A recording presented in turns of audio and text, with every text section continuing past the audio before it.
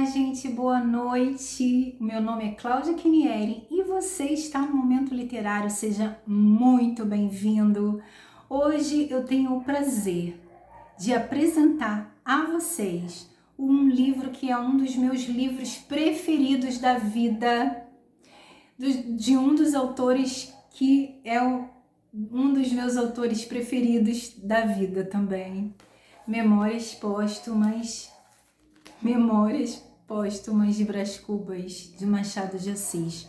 É uma grande honra falar sobre esse livro fantástico, extraordinário. Não tenho adjetivos para falar sobre esse livro incrível, mas eu tenho uma crítica para fazer, né? Como professora de literatura.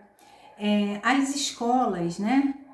Costumam pedir para que os alunos leiam esse livro, mas os alunos costumam não gostar, né? Eles costumam dizer que é um livro chato, até por conta da linguagem, né?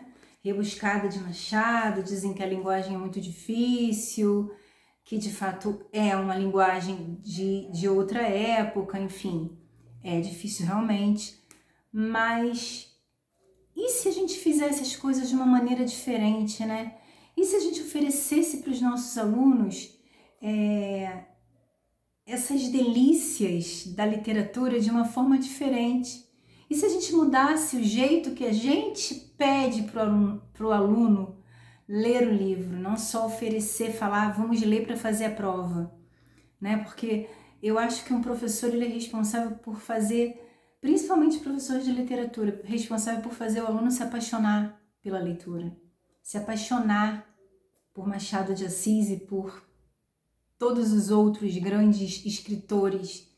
E na verdade o que a gente faz quando a gente manda o aluno ler para a prova, a gente faz ele não gostar, e na maioria das vezes ele nem lê, né? Ele cola ou ele pega partes principais e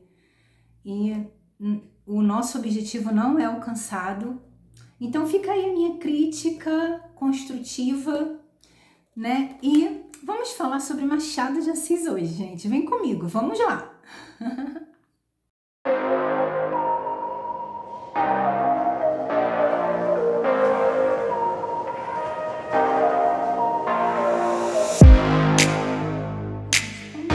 Quando a gente fala Memórias Póstumas de Brás Cubas, póstuma é aquilo que já foi, né? Ele escreveu o livro como morto, ele era um defunto quando ele escreveu um livro. Então, Machado foi pioneiro nessa questão de escrever um livro do ponto de vista de um narrador morto.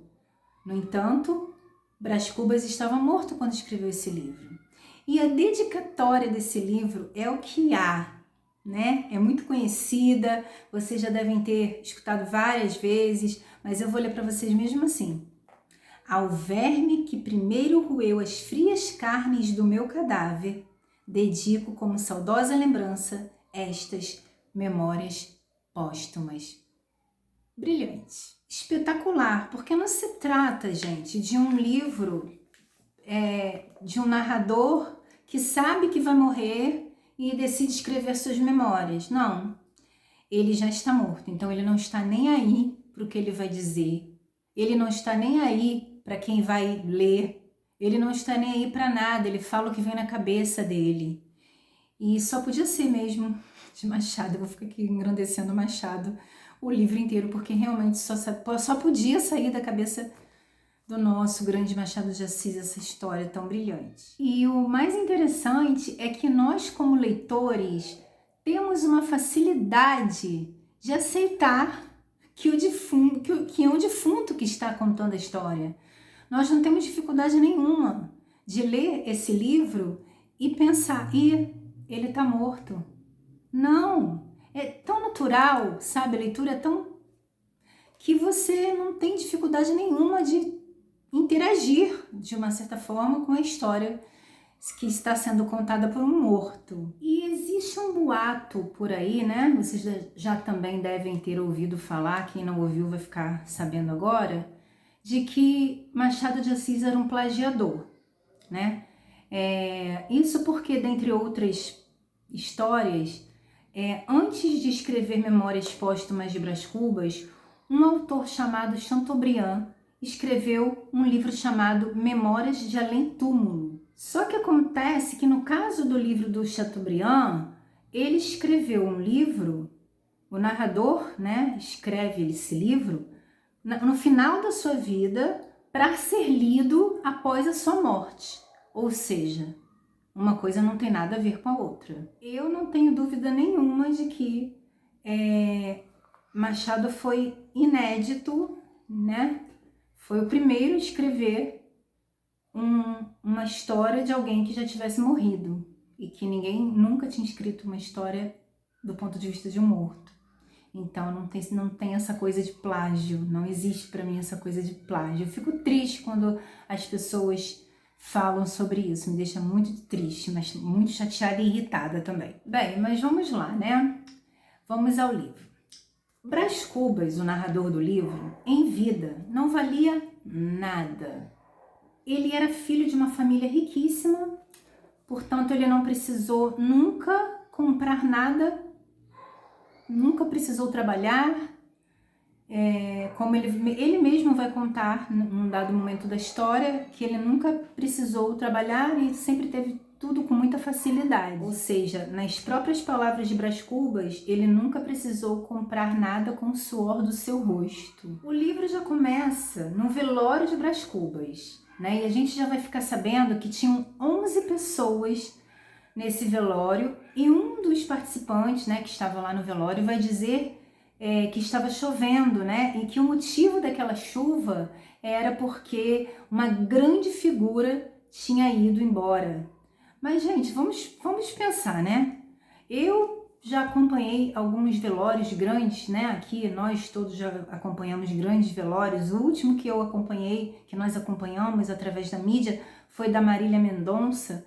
E nós vimos que ela, como uma grande figura, a mídia parou para mostrar o velório dela, assim como parou para mostrar o velório do Ayrton Senna. E eu estou gravando esse vídeo no dia 29 de dezembro. O Pelé acabou de morrer, o Rei Pelé.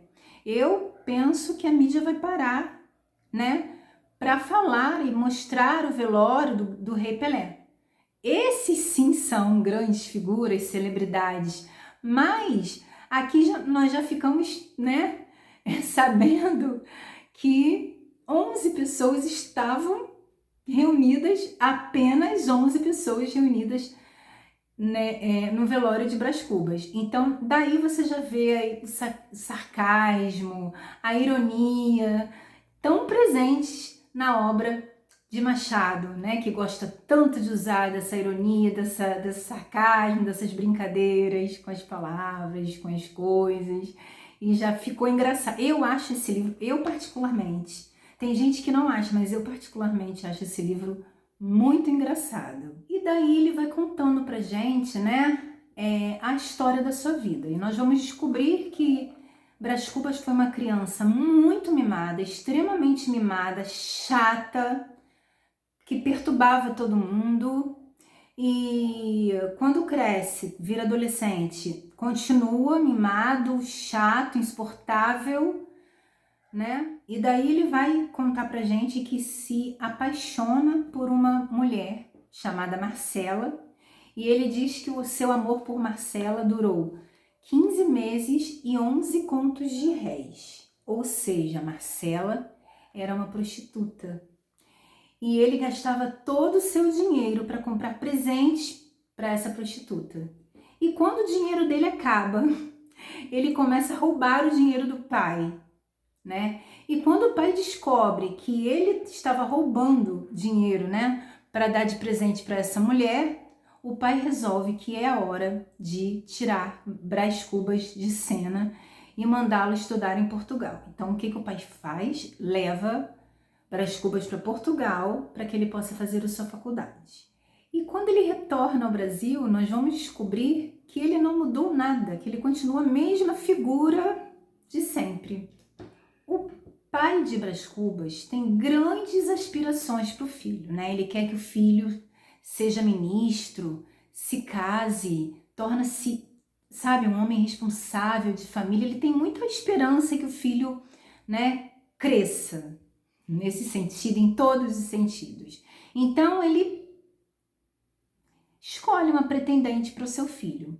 Só que essa pretendente que ele estava almejando que fosse dar certo, que ele estava com todo o seu coração com aquela certeza, a pretendente se casa com outro homem. E o pai de Brás Cubas, coitado, fica arrasado, fica muito triste, mas de nada adianta, porque a moça já havia escolhido o outro pretendente. Daí, Brás Cubas apaixona-se por uma moça casada, a Virgília. E diga-se de passagem, né? Casada com um dos melhores amigos dele. E ele vai se apaixonar muito por essa mulher e tal, eles vão ter encontros nas escondidas. Só que Brás Cubas, ele não faz nada para ter aquela mulher ao lado dele, né? Ele não se move, ele se acomoda na situação. Porque se ela é casada, né? Ela que o marido que cuide dela. Então ele se acomoda na situação, ele não faz nada para não sei, ele não sequestra a moça, ele não leva a moça para outro lugar, foge com ela, ele não faz nada. Ele simplesmente se acomoda e deixa a vida levar. No entanto, mais uma vez, tudo dá errado, porque a vizinhança começa a perceber, né? A vizinhança começa a desconfiar dos encontros que eles tinham na casa de uma senhora, e uma carta anônima chega para esse amigo de Brás Cubas e eles resolvem se afastar. Depois disso, Brás Cubas se encanta por uma moça muito bonita.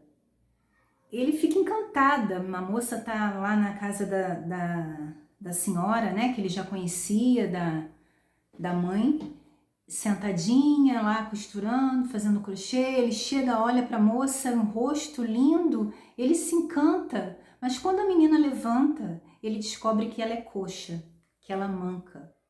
E apesar dele ter, assim, se encantado realmente pela beleza da moça, ele até tenta, né, vai outras vezes lá, né, dá uns pulinhos lá, mas ele descarta a moça, porque ela é manca. Depois de Virgília, ele conhece uma moça chamada Yan Lolo.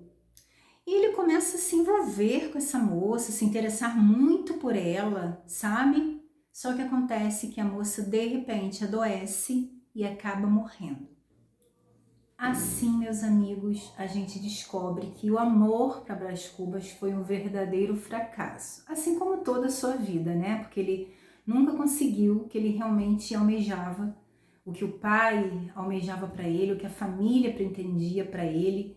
Ele nunca conseguiu alcançar nada, nem no amor, nem na sociedade. Ele não se destacou na sociedade, mesmo sendo filho de uma família muito rica, ele não se destacou na sociedade, ele viveu uma vida inútil. Sendo assim, no final da vida dele, quando ele já tem lá para os seus 60 e poucos anos, ele é este homem que nunca fez nada, que nunca produziu nada, que nunca trabalhou, que nunca ganhou nada com o suor do seu rosto. Um verdadeiro inútil, mas ele não perde o desejo de ser um homem conhecido, né? Famoso, por alguma coisa que ele tenha feito. Ele não perde essa vontade está nele. Só que até ali nada havia acontecido. Daí, de repente, Brás Cubas tem uma grande ideia que poderia salvar a vida dele, que seria o grande... Olha, seria assim, sabe? Salvaria a pátria. Ele decide que vai criar um emplasto. Só que esse emplasto que ele cria não tem o menor fundo científico. Ele cria por criar, sabe? Ele não se preocupa com a ciência, em pesquisar, em nada. Ele cria um emplasto que vem da cabeça dele. E esse emplasto promete curar todas as doenças. O emplasto Brás Cubas. Mas um ventinho entrou na casa de Brás Cubas e adivinhem o que aconteceu?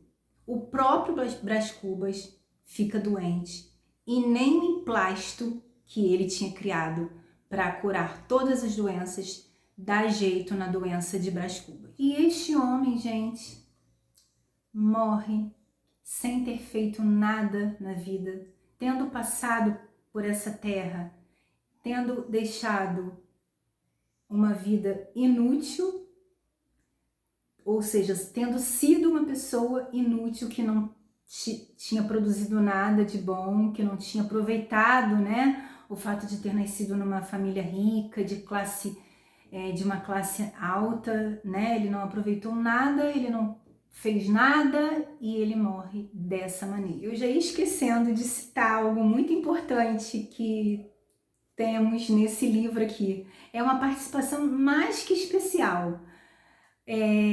O Quincas Borbas, personagem do outro livro de Machado de Assis, Quincas Borbas, que se chama Quincas Borbas, participa desse livro aqui, né? E é muito legal, é muito engraçado. Primeiro ele aparece quando eles eram pequenos, ainda na escola. Depois ele aparece quando ele já está adulto, como um mendigo. Ele pede dinheiro para o Brás Cubas até dá uma esmola lá para ele dá um abraço em Brás Cubas e rouba o relógio de Brás Cubas. E depois ele aparece como filósofo que está criando uma teoria chamada humanitismo. Daí a gente percebe que, na verdade, Quincas Borbas é louco, né? Ele está ficando completamente louco. E só quem dá atenção para Quincas Borbas é o nosso Brás Cubas. Ninguém leva Quincas Borbas a sério, mas o Brás Cubas leva. Mas é incrível a participação de Brás Cubas e uma grande sacada do nosso mestre, do nosso gênio Machado de Assis, né, gente? Fica super hilário, divertido, e essa conversa entre os livros eu acho super interessante, eu acho que foi assim o máximo. Outra coisa importante que eu acho de comentar sobre esse livro é que ele não é linear. Como ele não é um livro de memórias, ele é um livro de memórias de um morto, no caso, né? Ele vai contando pra gente as histórias que vão vindo na mente dele sem uma ordem cronológica. Então, não é um livro linear, como os outros livros. Ele não é desorganizado, só não é linear, né? Mas a gente compreende tranquilamente. Não tem problema nenhum quanto ao entendimento do leitor. E daí cabe ressaltar que Machado também é pioneiro nessa questão do livro psicológico, né? Porque ele apresenta fatos fora da ordem, né? Não lineares, que não tem a ordem cronológica que deveria ter. E assim, é muito engraçado, né? Isso tudo fica engraçado. Tem um capítulo inteiro lá no meio do livro, que eu não estou encontrando agora, que é só de reticências, tá? E tem um outro capítulo que é só de parênteses, né? De frases que ele acha importante da vida dele, que ele acha que é importante, citações, que ele faz o capítulo inteiro só de parênteses. É muito engraçado, não tem como, Machado é um gênio. Tem capítulos que são bem curtinhos, né? Que, assim, bem curtinhos mesmo, que só tem 5 linhas. Esse livro aqui, ele é um livro de bolso, então ele é bem compacto. Mas nos livros mais atuais, que são mais bem trabalhados e tal, eles colocam mesmo do jeito que foi escrito. Eles não colocam assim, né? Do jeito que o meu está, né? Acaba um capítulo, começa o outro embaixo. Não, eles colocam o capítulo inteiro numa página só e passam para outra folha. É muito interessante, tem capítulos muito curtos mesmo. E, gente, tem o último capítulo desse livro, que é o mais interessante, o capítulo que eu mais gosto, que eu acho um barato. É o capítulo das negativas, e eu vou ler um pedacinho deles para você, desse capítulo para vocês, tá? Prestem atenção. Este último capítulo é todo de negativas. Não alcancei celebridade com emplasto, não fui ministro, não fui califa, não conheci o casamento. Verdade é que ao lado dessas faltas coube-me a boa fortuna de não comprar o pão com o suor do meu rosto. Mas não padeci a morte de Dona Plácida, nem a semidemência de Quincas Borba. Somadas umas coisas e outras, qualquer pessoa imaginará que não houve míngua, nem sobra, e consequentemente que saí quite com a vida. E imaginará mal, porque ao chegar a este outro lado do mistério, achei-me com um pequeno saldo, que é derradeira e negativa deste capítulo de negativas. Aí vem aquela frase célebre, né? Que nós conhecemos bem, a maioria de nós. Não tive filhos. Não transmiti a nenhuma criatura o legado da nossa miséria. Fim. Gente, eu acho esse capítulo fantástico. Fantástico. Eu acho esse livro todo fantástico. Eu acho que se você já leu esse livro em algum momento da sua vida, quando você era mais novo na escola, mais ou menos da forma como eu tinha falado lá no início, de uma forma meio que para fazer a prova, ou se você teve que estudar para passar em um vestibular e odiou, porque tudo que a gente faz meio forçado a gente acaba odiando. Eu acho que você deveria dar uma chance e reler, porque é incrível. E para você que já leu, vale a pena ler de novo. E para você que não leu e não se interessa por leitura, tá aqui, gente, uma ótima oportunidade de ler um grande livro. No início, você vai se sentir um pouco entediado, né, por conta da linguagem, né, que é uma linguagem diferente da linguagem que a gente fala agora, mas daqui a pouco você vai ler com uma facilidade tão grande e eu tenho certeza absoluta que você vai virar fã como eu virei e tantos outros se tornaram. Tá bom, gente? E eu fico por aqui. Não esqueçam de curtir, comentar, compartilhar. Gente, curta o vídeo, compartilha, comente, fala comigo, conversem comigo, tá bom? Um grande beijo, um ótimo final de ano para todos. Essa semana eu ainda estarei com vocês porque eu vou ler um conto meu que eu publiquei no ano de 2020. Na verdade, eu acho que ele saiu em 2021, que é um conto de uma coletânea que eu participei e eu gostaria de compartilhar esse conto com vocês porque eu acho que vale a pena. Então eu ainda essa semana estarei com vocês para quem quiser ouvir o conto e para vocês também conversarem comigo e me falarem se tá legal. Estou aberta a críticas construtivas e críticas que não são tão construtivas assim. Tá, gente? Então, beijos e até mais.